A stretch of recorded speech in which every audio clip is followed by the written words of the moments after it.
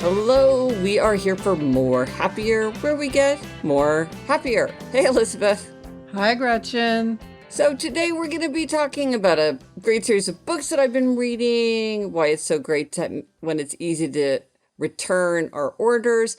And Elizabeth, I think you have yet another reason why you're happy about getting your dogs. But, before we start talking, we're doing something that we almost never do, which is to record well in advance of when an episode would air, because I'm in Montana, beautiful Montana, and you and Chuck are both going on vacation. So we're going ahead and recording this early. So it's like we're talking to ourselves in the past, Elizabeth. It's weird. Yes, I know. Or that's right. Or in the future. I don't know. Something weird. But luckily, I think everything we're talking about today, we will still feel when this airs. Yes, exactly. But so first of all, Elizabeth, so what is this? What's making you more happier this week, next week, whenever? I have time has lost all meaning. What's making you happier at some point? What's making me more happier is how easy it truly is to return things that one orders online. So I Ah, used to be a big proponent. I've talked about this on Happier in Hollywood and maybe on Happier as well, that I only like to order from stores where I could drive the item to the store to yes. return it. So like a J. Crew, for instance, because there are lots of J. Crew stores. You were adamant about this. Yes, I was adamant that I wouldn't mail something because I just didn't understand how to get the label, and then you had to take it to ship and the all these things. Well, I can say they have truly made it so easy now. You Yep. just go online, you say you're returning something, they send you right then a QR code, which I just take a screenshot of, and I can just take the item in its original box to this FedEx station that is as close to me as it could possibly be, and they do everything. They just scan the QR code and they print the label and they shut the box and they take it, and I do nothing, and there's never a line. And it's so easy that it's changed my shopping habits. So, for one Mm, thing, I'm just returning things much more, which is so good because, sometimes you get something that's on the line. Like recently, hmm I got a pair of shoes. I absolutely love the shoes, but if I was totally honest with myself, they don't completely fit, not perfectly. And I'd sworn to myself, I'm only getting shoes that are totally comfortable, no more of Yeah. this like, oh, they'll be fine when you're Yeah. not going to want to wear them because they're not comfortable. And in the old days, had I ordered those shoes, because it was from a place I couldn't actually return them to, I would have kept them. But I forced myself. I said, no, I made a promise, not keeping anything that's not totally comfortable. And I took them down and returned them. It took like 2 minutes. It was so easy. And I've been doing this. And what I realized, Gretchen, I know you're the clutter expert, it's keeping me from bringing clutter in of stuff that I hmm might ultimately never wear because it isn't quite right for whatever reason or use. And it's saving money because I'm not wasting money on things that ultimately I'm never going to use. And do you feel like this is making you buy more because you know you can return it, or because then you would say, well, that's sort of a negative? Or do you feel like no, you're still buying things, you're just not keeping things that you wouldn't otherwise keep? Or that you wouldn't otherwise return, I should say. You would keep them instead of returning them. Right. Right. I haven't quite gauged that. I don't think I'm ordering more, but I actually think I'm ordering better because now I will order from stores that I can't just hmm easily access with my car. Right, So I feel like it's broadened where I'll order from, which hopefully makes me get things that are closer to what I want. right, So more right, to unfold the story. I don't know. We'll see. Hopefully it won't make me order a lot more. I'm definitely right. returning a lot. So that is a good thing. Excellent. Elizabeth, this is making me think that I should add a PS to Outer Order Inner Calm, because that's full of like every hack Yeah. I could think of how to clear clutter. But at that, like when I was doing that, it still was pretty cumbersome to do returns. And I feel like in the last couple of years, they've just really figured out how to make that seamless. So in Outer Yes. Order Inner Calm Yes. Part 2, I'll talk about that. Yes. Yes. Okay, Gretchen, what is something making you more happier? Well, I have discovered this series of books. It's got, I think, 39 volumes in it right now, and it's called The Last Interview series. And what it is, they're these short volumes, Mm. and the description is it's celebrates the heroes and innovators of art, politics, and literature with a collection of interviews and conversations that span their creative lives. And so it's people like everyone from Billie Holiday to Gabriel Garcia Marquez, Julia Child, Kurt Vonnegut, Prince, Jim Didion, Graham Greene, all different kinds of great figures. And what I like is I think I've read like 6 or 7 of these. It'll be interviews, like early interviews, mid-career interviews, later interviews, and then it always includes the last interview, which is why it's called the Last Interview series. So there's always sort of a Mm. poignant quality to that. But obviously they're picking the interviews that they think have the greatest value and the biggest range and the greatest insight. And we've talked about this, Elizabeth, how you'll sort of get interested in somebody. Like I was looking, do they have a Paul McCartney one or whatever? Yes. And or Dolly Parton. Why don't they have Dolly Parton? Oh, maybe the people have had to have died. See, that's Well, the because thing, it's because the they have to have the last. yes, I was gonna say, yeah. Okay, all is revealed. So if you're interested in a person who has died, then this is something that can be just sort of a great, quick way to get an excellent set of interviews. So I've just really enjoyed those. And it often, because I often read the ones of people who are writers and they'll talk about their creative process, which is always fascinating to me. So I'll put in a link for people who want to just browse through the catalog. I get the sense that they're just doing more of these all the time. And I feel like it's a really great way to, without very much effort or time, you get a pretty good sense of someone in their career and kind of what they're most well known for. So I think this is a terrific thing to know Yeah. about. And again, it's called the Last Interview series.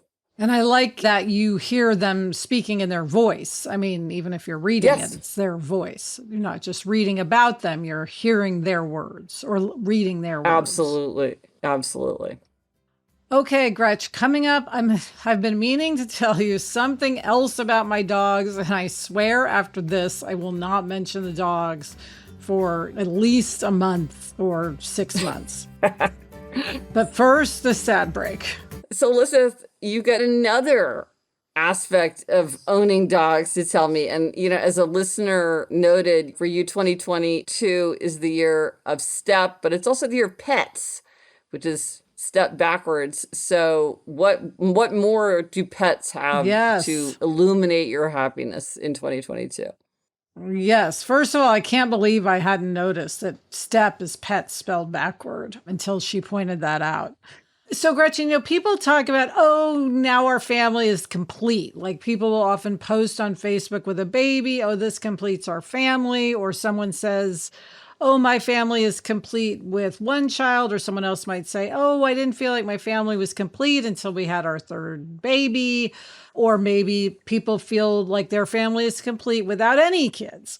But Right. regardless, I had this kind of revelation the other night. We were outside, Jack and Adam and me, and then Daisy and Nacho, and they were running around, and we were sitting by the fire pit, and it was so nice.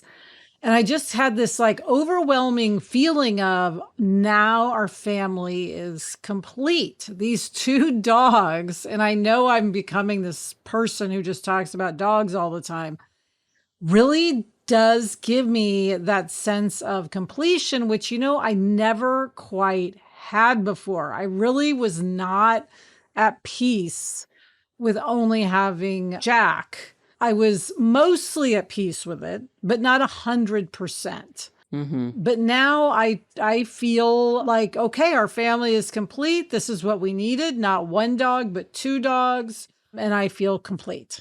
I'm so happy to hear you say that. And it's been so interesting for me as your sister to see this. It really Yeah. has been this whole huge new aspect of your identity, something that you've just sort of discovered in yourself. And I mean, when you went from 1 to 2, I was like, hold on. That felt like a real ramp up in logistics and barking.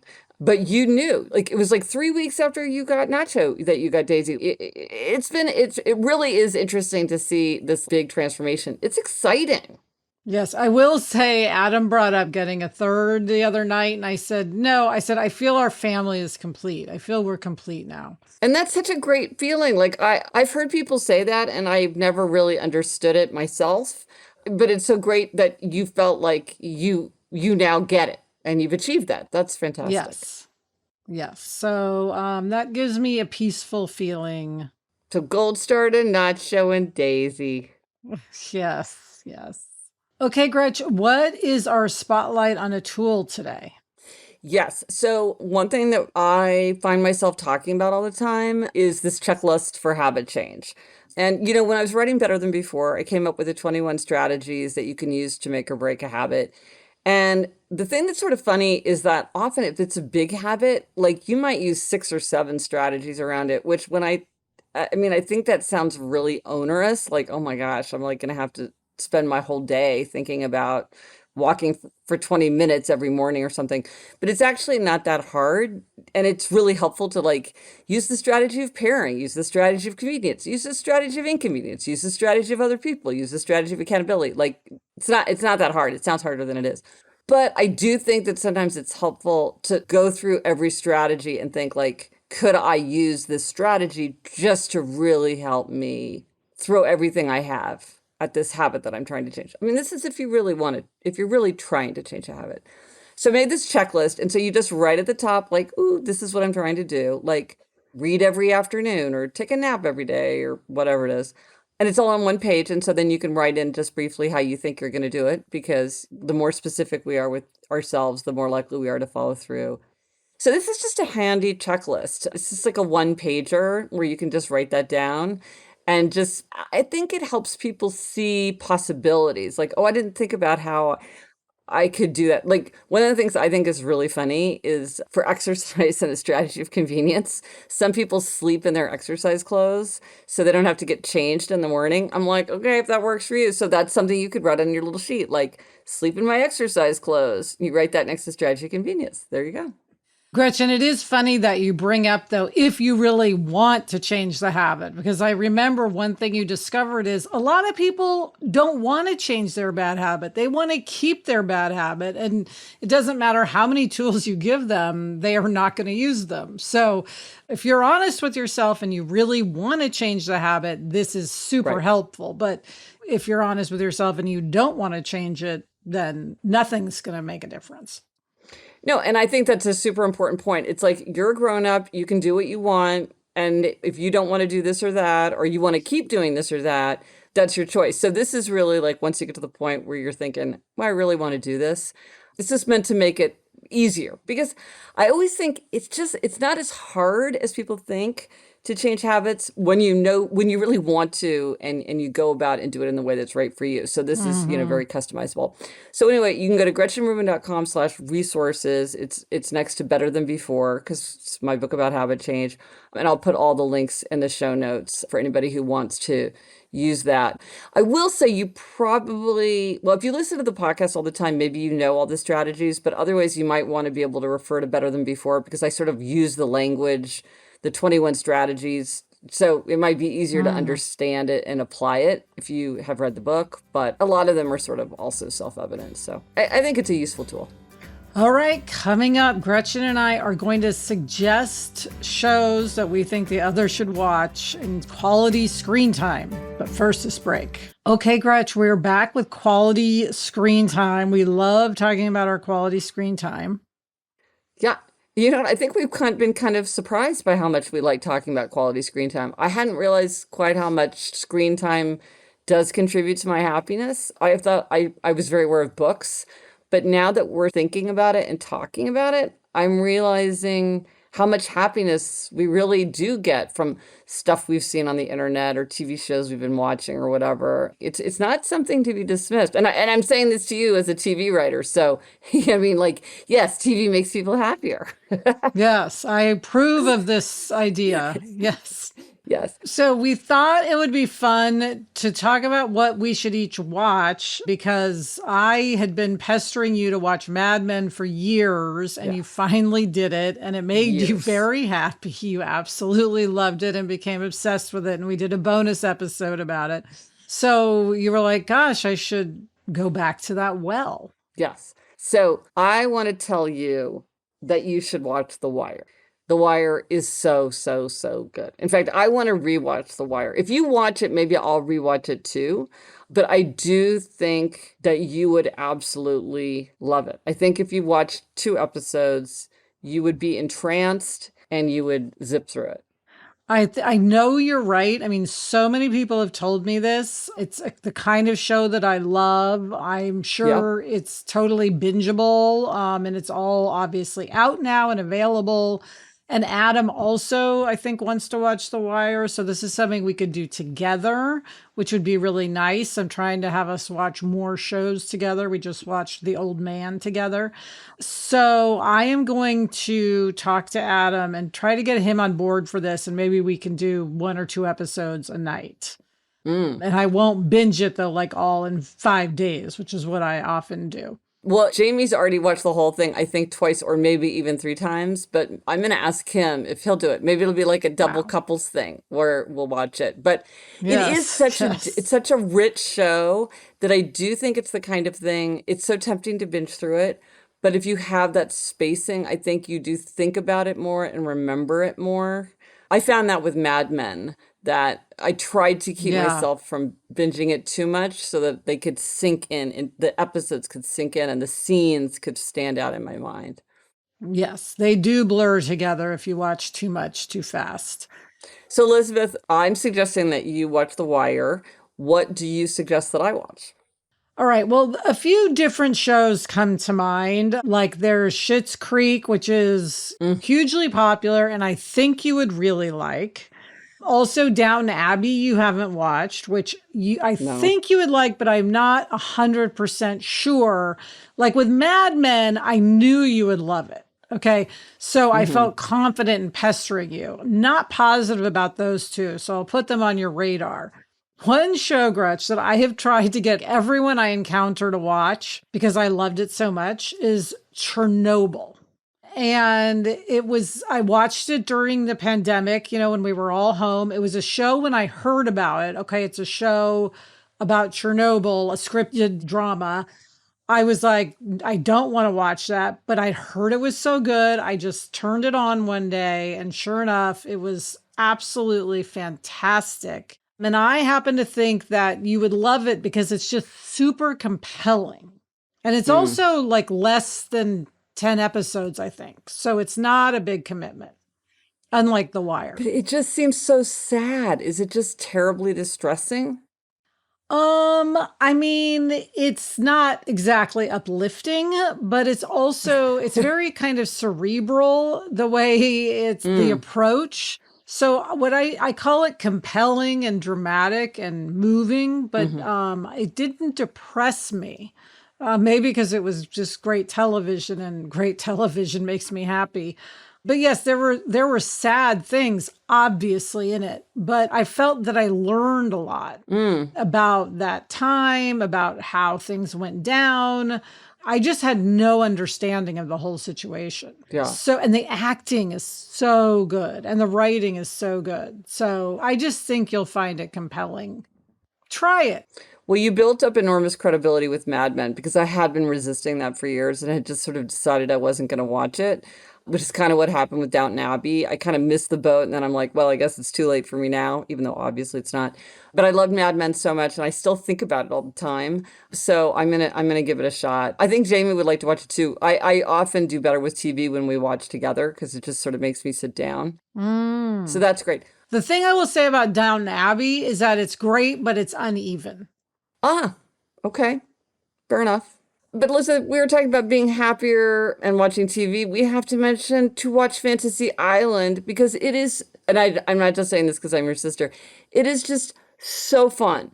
It is so delightful. Like there's all these little stories. You get in, you get out. You have that story completion that is just so gratifying. I think especially if you're feeling like you need a little boost or you need a little diversion, it's something that is just it's kind of otherworldly, but in a really kind of sweet, cheerful way. It's not, like paranoid, claustrophobic science fiction. It's really, I mean, it's just something that I look forward to because it's just a delight.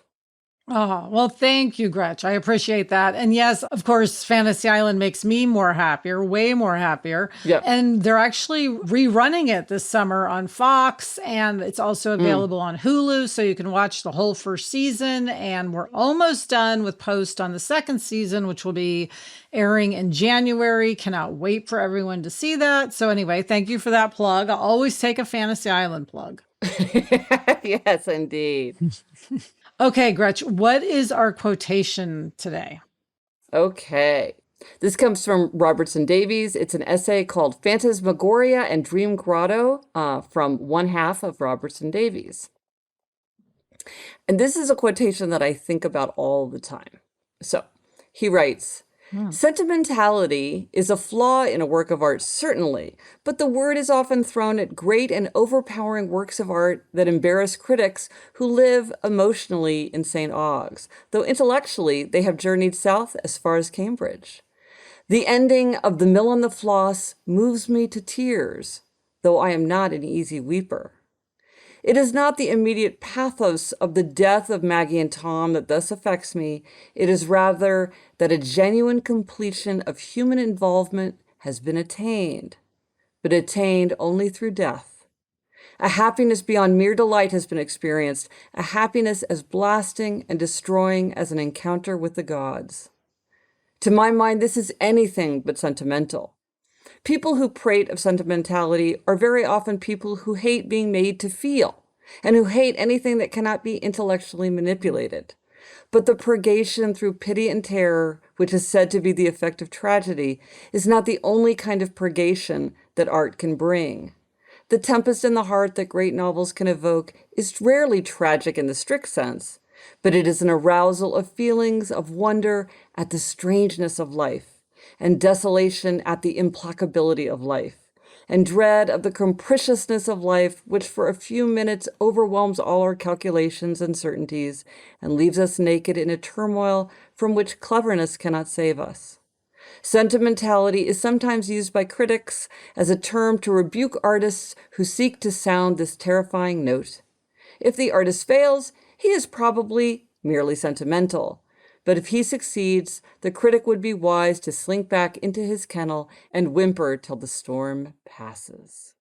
That's a great quote. Love it. So, Elizabeth, are you feeling more happier? I am feeling more happier, Gretchen. Thank you, Chuck. And get in touch. Gretchen's on Instagram at Gretchen Rubin, and I'm at Liz Craft. Our email address is podcast@GretchenRubin.com. And for everything related to this episode, links, photos, and more, go to happiercast.com. Bye, Gretch. Bye, Elizabeth. The best time to start a happiness project is 20 years ago. The second best time is now. Gretch, by the way, I just put together that the star of Chernobyl is Jared Harris, and he actually was on Mad Men. He played Lane Price, who was the English guy that came in. Do you remember him? Oh, yes. Oh, interesting. Okay, good. Okay, well, I'm gonna watch. It sound you say it's gripping. I'm gonna watch. All right, good. If you are watching on YouTube, we hope you enjoyed the show. Please go ahead and subscribe. It really does help other people to discover the podcast. From the Onward Project.